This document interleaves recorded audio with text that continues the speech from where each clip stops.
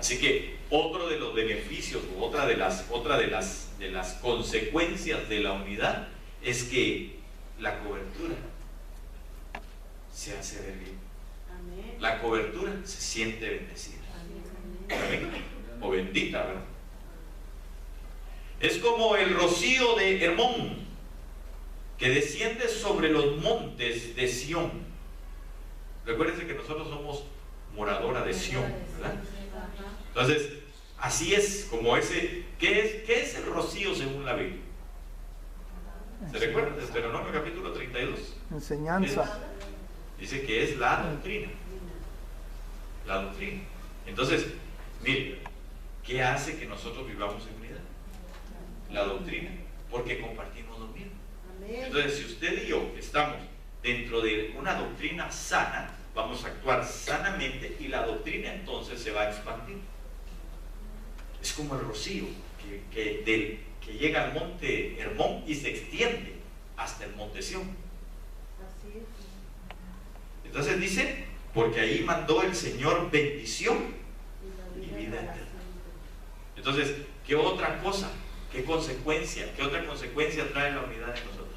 Bendición. Bendición y vida eterna. Bendición y vida eterna. Amén. Amén. Entonces, yo concluyo con esto. Acompáñenme a Éxodo 26:6.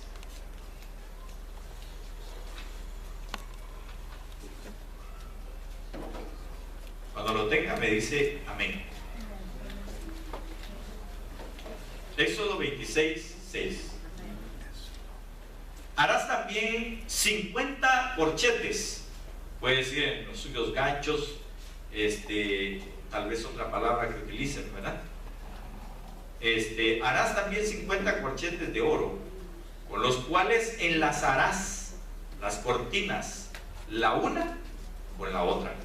Y se formará, ¿qué cosa?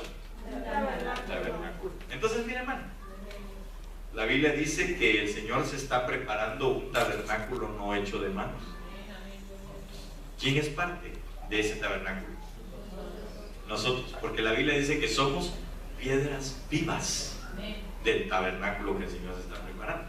Entonces, fíjese que aquí lo que está diciendo es que cuando nosotros vivimos en unidad, porque esos ganchos, ¿verdad?, lo que hacían era enlazar, unir una cortina con la otra. ¿Qué se formaba? Un tabernáculo. Mientras que solo las cortinas estaban tendidas, no eran más que cortinas. Pero cuando se levantaban las cortinas y los ganchos eran el punto de unidad o de unión, entonces se veía como uno solo y se formaba un tabernáculo. Mi pregunta es, ¿para qué servía el tabernáculo? ¿Para qué?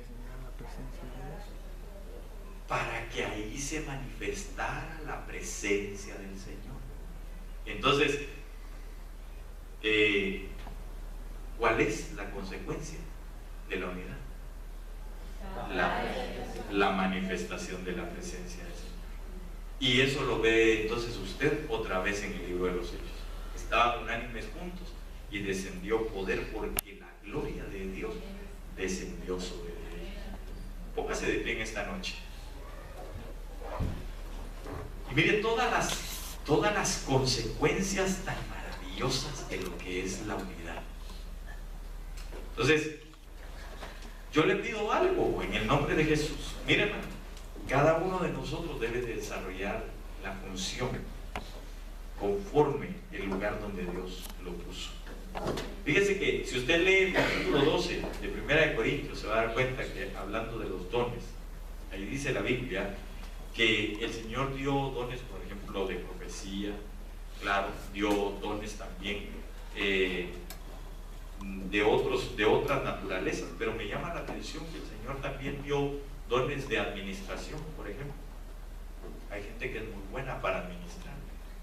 Entonces, no necesariamente el que administra tiene un don tan, digamos, tan visible, ¿verdad?, como el que predica. pero de igual manera es necesario dentro de una iglesia.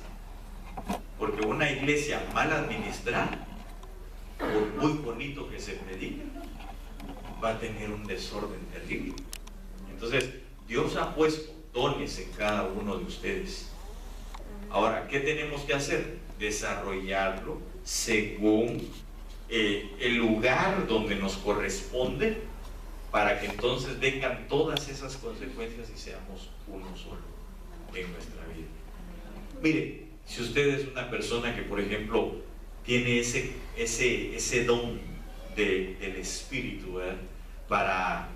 Para poder llamar a los demás y preguntarle, hermano, ¿cómo te va? ¿Cómo estás? ¿Cómo te ha ido? Te extrañamos en la iglesia el día viernes. ¿Qué sucedió? ¿Tienes algún problema? O contame cómo estás. Y tiene esa gracia, hágalo. No me venga a preguntar a mi hermano, ¿será que puedo llamar al hermano fulano de tal? O ¿por qué no mejor abrimos un departamento de llamadas telefónicas, ¿verdad? Para que alguien se haga cargo de eso? No, eso se necesita. Si nosotros vivimos en unidad, el don que Dios ha puesto en mí, yo debo de hacerlo. Entonces debo de desarrollar el don de Dios que está en mi vida. Claro, yo no estoy hablando de hacer las cosas en desorden tampoco. Estoy hablando de que hay situaciones, hay cosas que obviamente tenemos que entender que dentro de la iglesia se desarrollan, y hay otras cosas que también se deben desarrollar fuera de la iglesia. Entonces usted, naturalmente, que si tiene un don para predicar, ¿verdad? Si el Señor lo llamó para ser ministro de primera instancia, o un ministro, un siervo de Dios, llamado con un ministerio primario, tampoco vaya a venir aquí y decirme, bueno, pastor, quítese, porque ahora me toca predicar a mí. No, no se trata de eso. Se trata de que el Señor va a ir desarrollando sus dones, y en su momento también lo enviaremos, ¿verdad? Amén. Pero siendo o produciendo o provocando unidad en medio de nosotros. Así que tenga cuidado cuando alguien quiera poner división en su mente, porque ese trae un espíritu de anticristo. Amén. Oremos y pidámosle al Señor que en este lugar se derrame esa bendición, esa vida eterna a través de la unidad. Que en nosotros sea visto el óleo precioso de alegría que trae esa consecuencia de unidad en nuestras vidas, en el nombre poderoso de Cristo Jesús.